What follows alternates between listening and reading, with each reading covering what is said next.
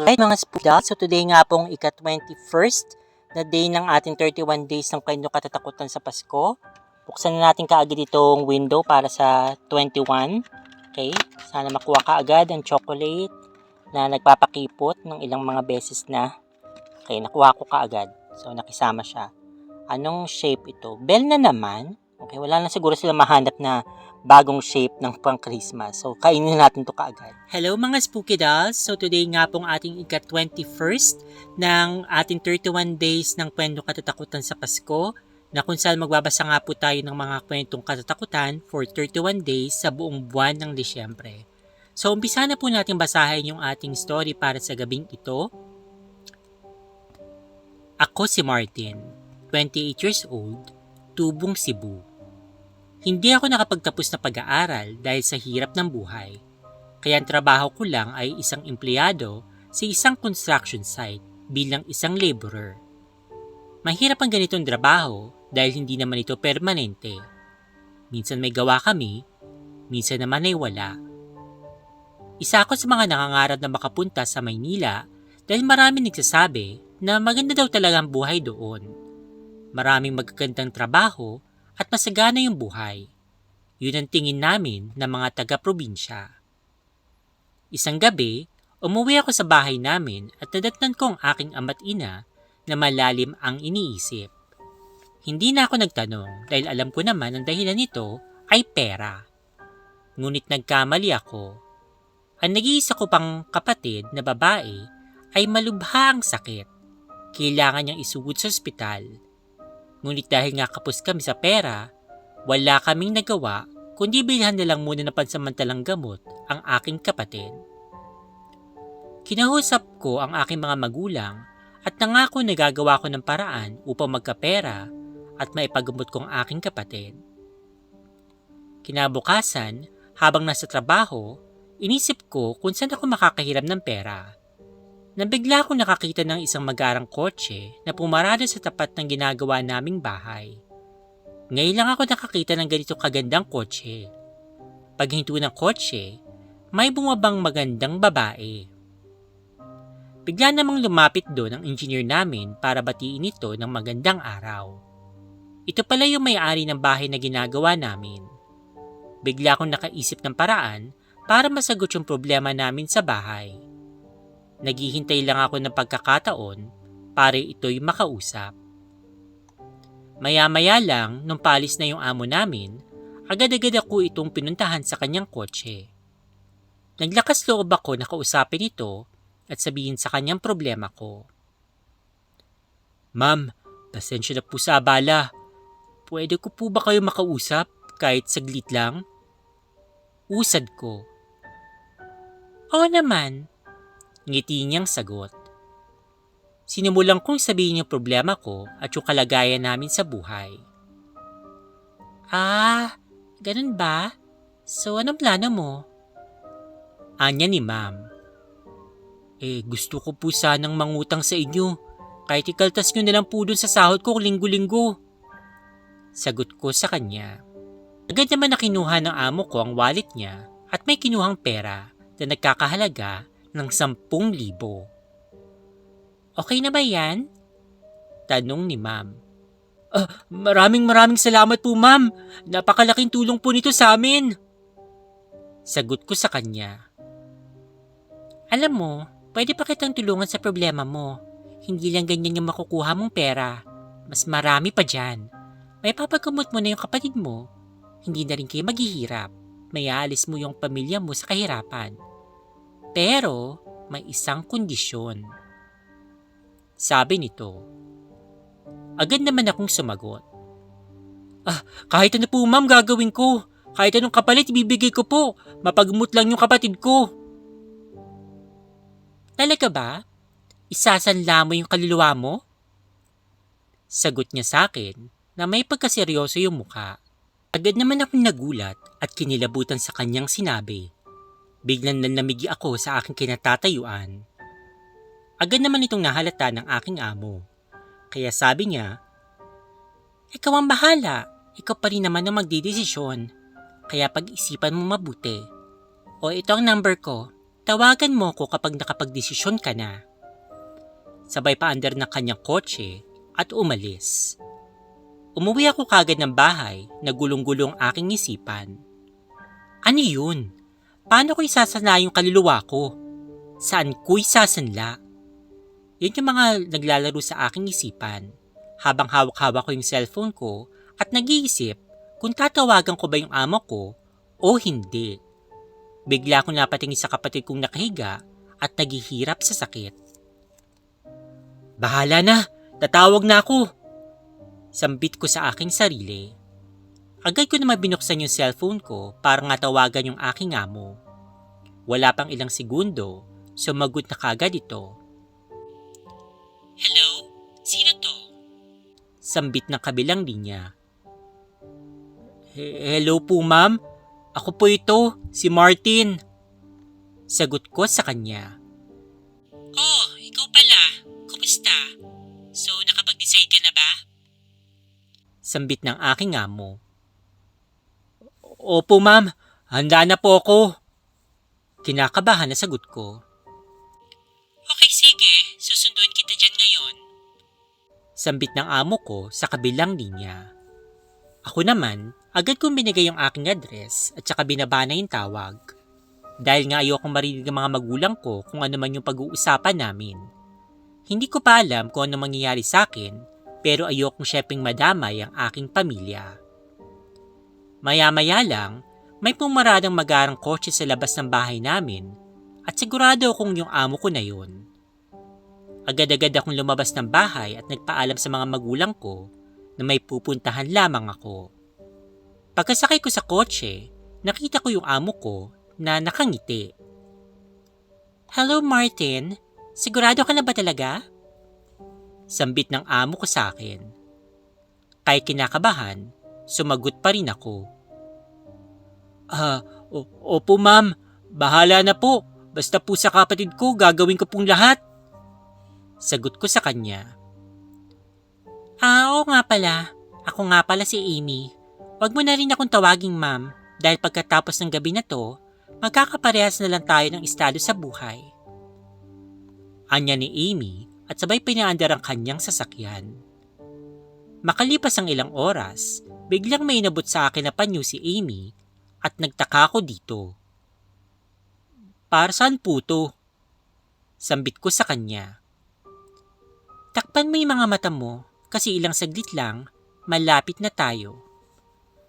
Anya ni Amy. Bakit? Para saan?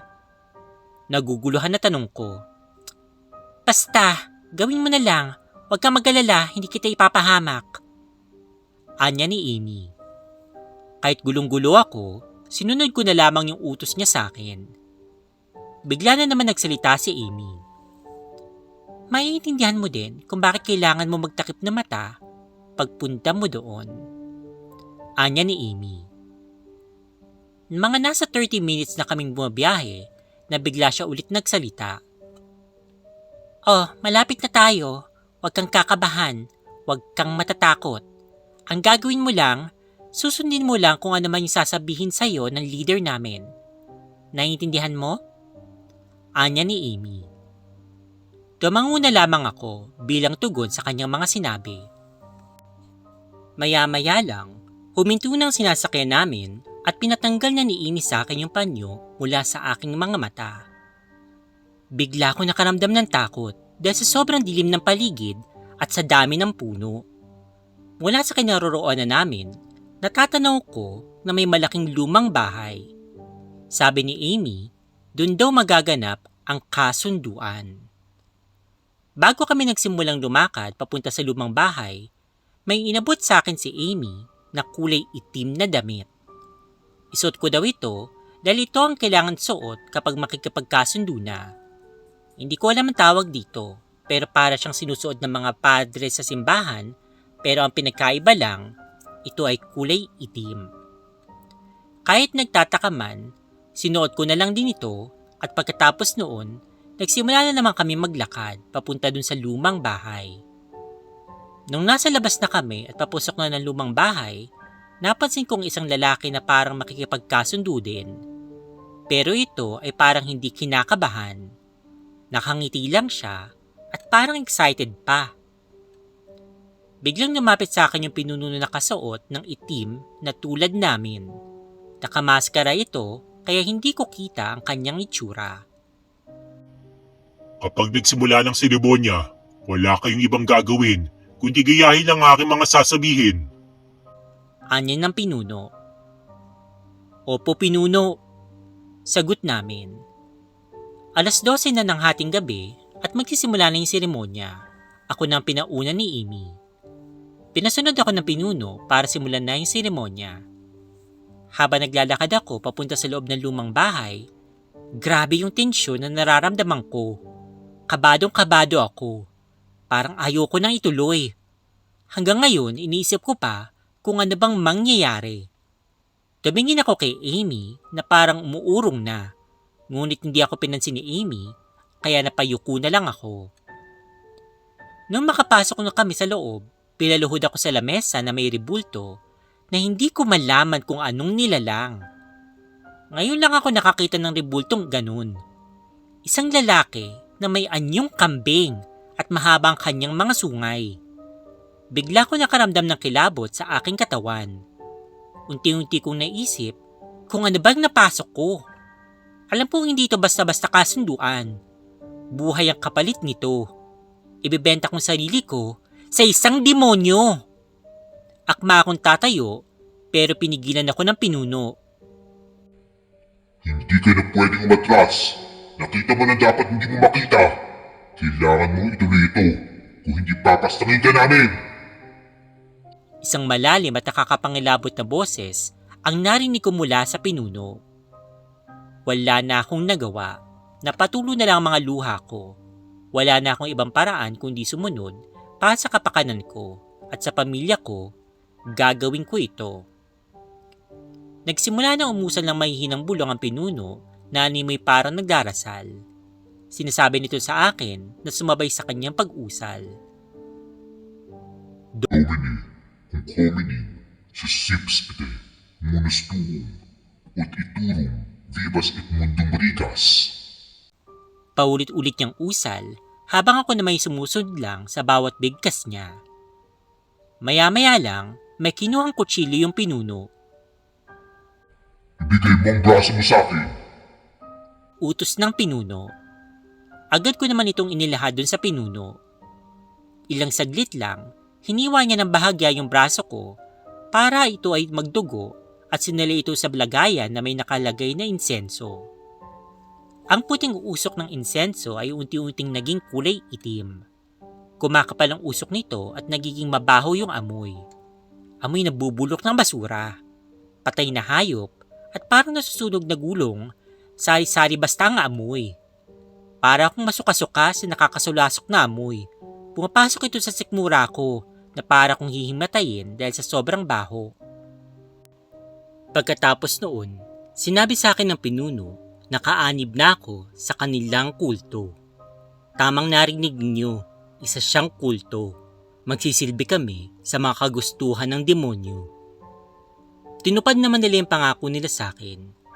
Matapos noon, hindi na kami naghirap. Naibili ko ng magandang bahay at maluhong pamumuhay ang aking pamilya. Ngunit ang kapalit nito, kailangan kong gumawa ng mga masasamang bagay para sa kanila. Ayoko mang gawin pero kinakailangan dahil buhay ko at buhay ng aking pamilya ang nakasalalay dito. Kaya kayo, mag-iingat kayo ng mga pinapasok para wag kayong matulad sa akin. Magsisiman ako pero huli na ang lahat. Napasama na ako sa isang kasunduan. Okay guys, so yun nga po yung story regarding nga po dun sa kanyang kakaibang experience. Okay, I don't think na this is a real story. I think fictional lang yung kwentong ito.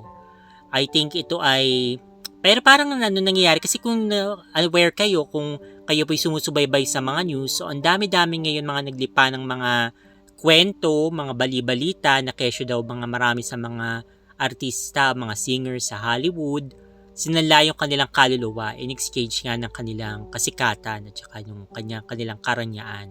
So, hindi natin syempre sigurado kung ano bang katotohanan dun. Pero marami ako napapanood din sa TikTok na kesyo daw yun nga, naimbitahan sila doon sa isang parang bahay. Tapos marami silang nakita doong mga artista rin, mga singer. And then, may mga ginagawang mga kakaiba na ang kapalit nga nun, yun nga, pag ginawa mo yun, parang pasisikatin ka nila, ganyan. Pero yun, obviously, parang kulto nga siya, tapos parang may kinalaman nga rin siya sa demonyo, okay? Kasi may mga parang ritual na pinapagawa sa kanila. So, para naman sa akin, ay hindi naman talaga siya worth it. Kasi nga, kung naniniwala ka sa demonyo, malamang maniniwala ka rin sa Diyos. At syempre, balang araw, hindi ka naman mabuhay habang buhay. Ayun. So, mamamatay ka rin. And then, gusto mo bang mapunta sa impyerno? Malamang hindi, di ba?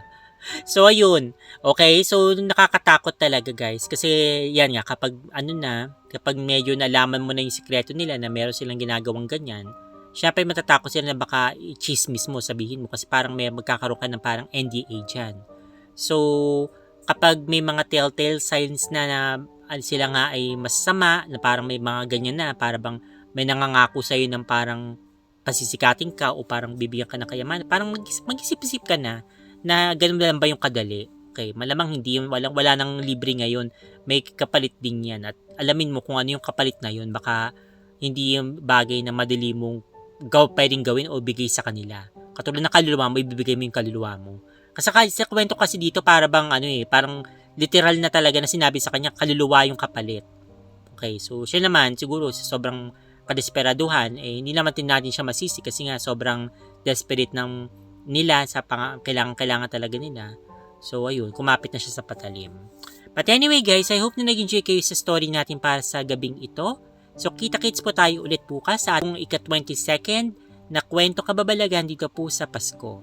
Maraming salamat po at Merry Christmas. God bless po sa inyong lahat.